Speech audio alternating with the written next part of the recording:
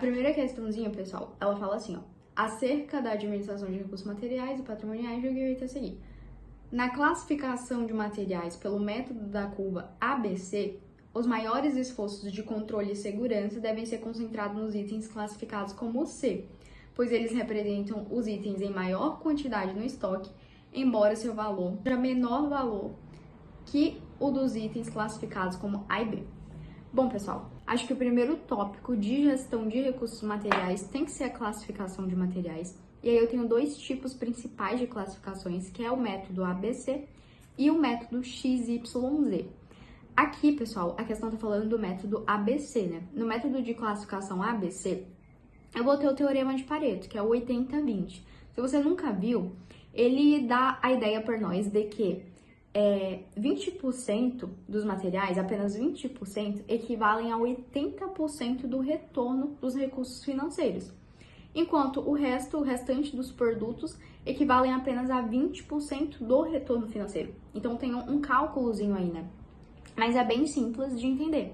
Imagina que você tem, sei lá, você é comerciante.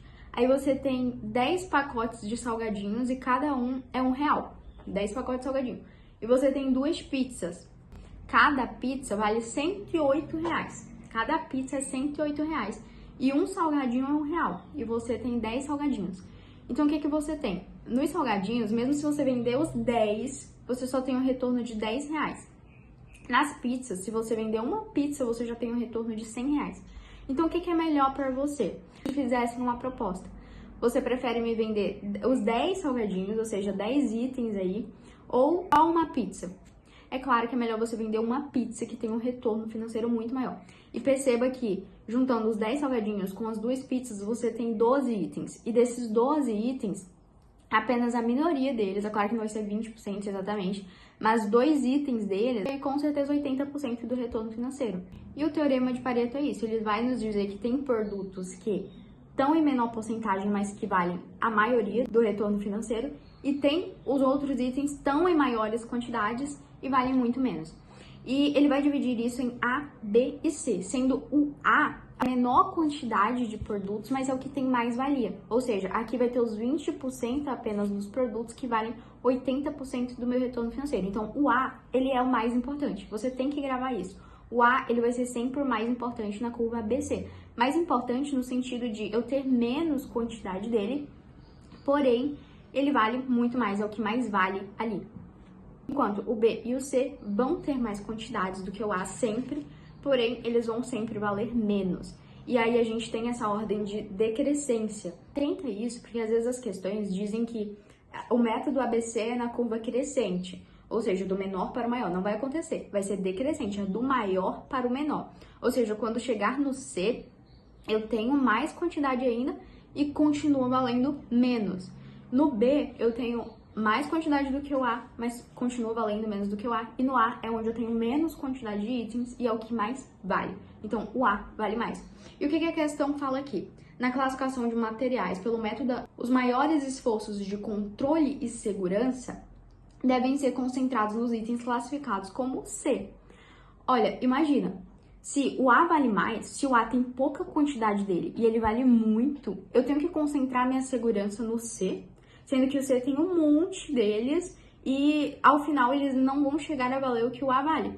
Então você vai focar a segurança no C ou no A? Você vai focar a maioria das suas energias de segurança para o A. Questão lógica, né? Só que aqui a pessoa precisaria saber, né, que o A vale muito mais do que o C. Imagina, você tem uma loja de joias e aí você tem um monte de semijoias, um monte mesmo, cada uma valendo 50, 60 reais, e aí você tem uma joia de diamante, uma única joia de ouro. Vai focar a maior segurança para aquele monte de semijoias ou para aquela única joia ali de diamante? Com certeza vai ser para aquela joia. O ABC, se o A sempre vale mais, por mais que ele esteja em menor quantidade, eu vou focar a minha segurança, controle nele, não no C. Então aqui a questãozinha tá errada.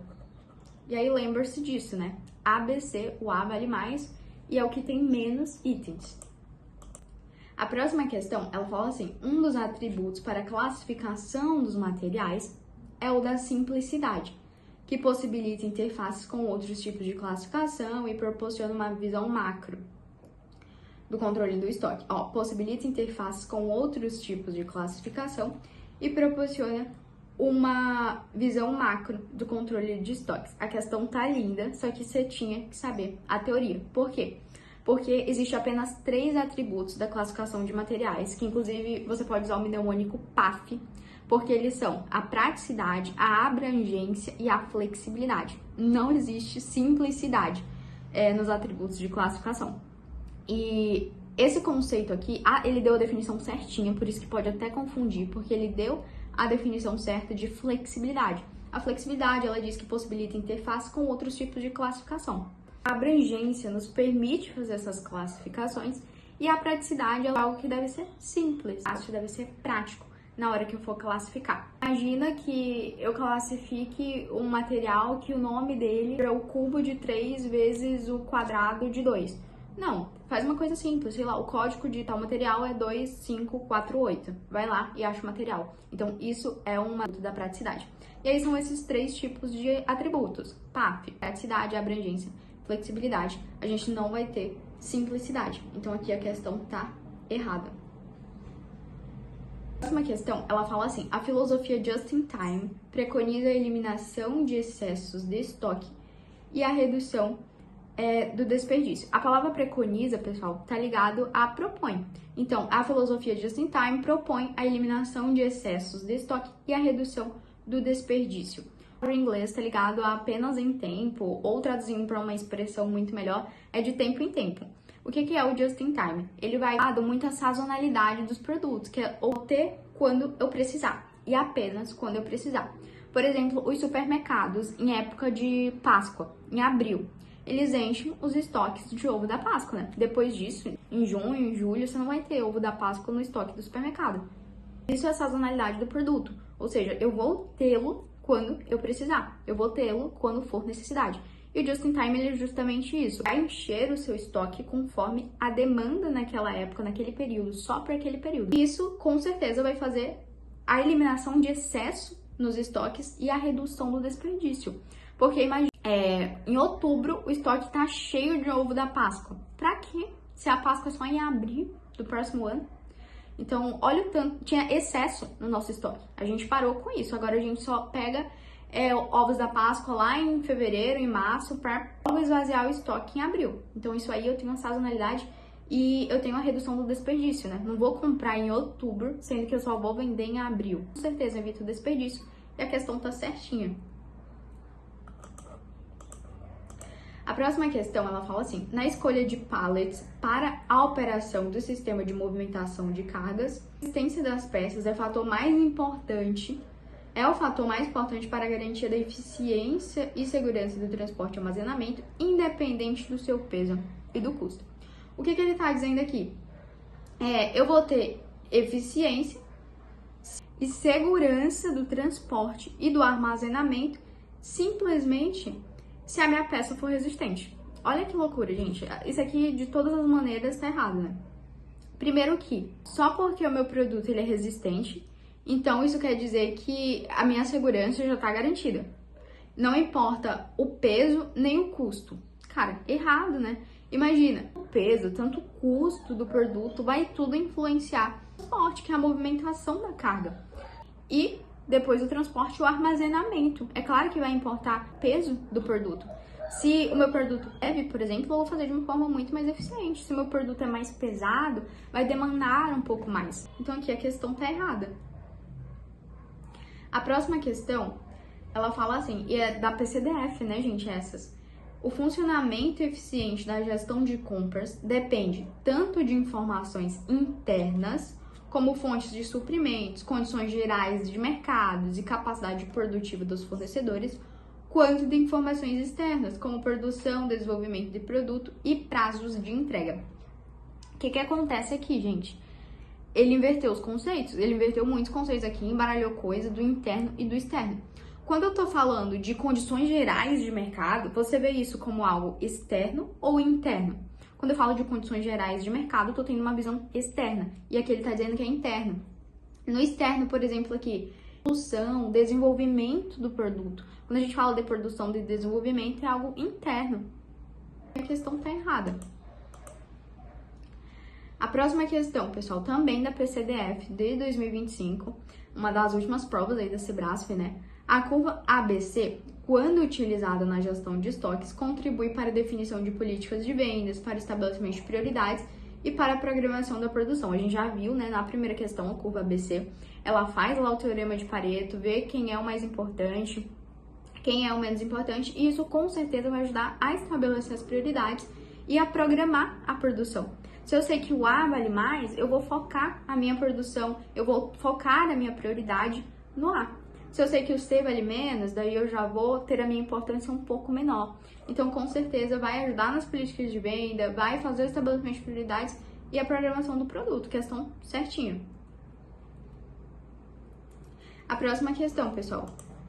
O processo metodológico de elaboração da curva ABC envolve a classificação dos itens conforme relevância econômica e o cálculo da porcentagem de participação de cada item no total. É exatamente isso, pessoal. A curva ABC vai fazer o quê? Vai ver a importância econômica de cada item e vai fazer isso em porcentagem. Por isso que é 80-20. São 20% dos produtos que equivalem a 80% do retorno financeiro. Então aqui a questão está certinha. Próxima questão, pessoal. O estoque de segurança é uma estratégia utilizada para assegurar a continuidade da prestação de serviços em caso de possíveis variações de sistemas, tais como atraso na reposição e aumento inesperado da demanda. Gente, são vários os tipos de estoque. E quando eu falo de estoque de segurança, também conhecido como estoque mínimo, é uma quantidade que eu vou deixar ali que ninguém vai mexer. Só em casos inesperados, só em casos de surpresas. Vou dar o exemplo que é aquela caixinha de emergência que a gente faz, que você não usa pra nada, aí do nada seu carro dá um problema, mas você sabe que aquele dinheiro tá ali, você vai lá e pega o dinheiro que era pra emergência, porque aconteceu uma emergência. Então aqui, quando eu falo de estoque de segurança, ou também chamado de estoque mínimo, ele vai ser utilizado em situações hipotéticas e em outras também, tá? Então não se fecha só isso, mas a questão tá certinha. A próxima questão. A flexibilidade na classificação de materiais prejudica a determinação de prioridades e a definição de políticas eficientes de estoque. Bom, pessoal, questão errada. Por quê? Lembra lá do PAF? Praticidade, abrangência, flexibilidade. Eles são atributos que vão melhorar a minha classificação de materiais. Então, se eu tenho a flexibilidade, que ela permite a interface entre as variados tipos de classificação, ela não vai prejudicar a determinação de prioridades e definição de políticas eficientes do estoque. Ela vai ajudar na eficiência do estoque se eu posso fazer essa classificação de diferentes formas. Então, aqui está errado. A próxima questão. Ao final do período de cotação eletrônica dos bens a serem adquiridos, essa questão é um pouco mais elaborada e mais profunda, eu diria, mas eu trouxe ela só para a gente ficar atento, né? Ela fala do Comprasnet. Comprasnet é um portal eletrônico de compras do governo federal. Porém, a pessoa pode se assustar, né? Nossa, o que é isso? Mas você vê que essa questão depois de tudo que você já estudou, em teoria, que essa questão ela pode ser resolvida por um método mais intuitivo. Ó, o Comprasnet e suas evoluções realizam a apuração automática da melhor oferta e a divulgação dos resultados ao demandante, proporcionando aumento de competitividade e redução dos preços contratados. Parece até gestão de contrato, né, gente? Mas tem aqui, ó, procura a melhor oferta e faz a divulgação dos resultados depois que ele tem a melhor oferta. E aí ele diz que isso ajuda no aumento da competitividade e a redução dos preços contratados. É exatamente isso. Por quê? Porque se ele faz essa cotação eletrônica, ele incentiva a competitividade. Vão ter várias pessoas ali interessadas em demonstrar os seus serviços. E depois ele vai escolher entre eles a melhor oferta. Isso com certeza vai ter a redução dos preços, já que eu vou ter a comparação entre vários preços. E aí a questãozinha tá certa. E por último, mas não menos importante, não sei se você percebeu, mas eu procurei selecionar uma questão de cada tópico ali, indo muito quando a gente fala de gestão de recursos materiais, e esse último aqui aparecendo com frequência, que é a logística reversa. Esse é basicamente o retorno dos produtos de forma a beneficiar o meio ambiente. A logística reversa geralmente está associada à reciclagem. E aqui ele diz o seguinte: Entre as finalidades da logística reversa estão o gerenciamento das ações de pós-venda e pós-consumo, que contribui para a diminuição da poluição por contaminação ambiental ou por excesso de produtos, o que, além de atender à legislação ambiental, ajuda a dar destaque à imagem da empresa diante da população em relação à responsabilidade socioambiental. E é exatamente isso, pessoal.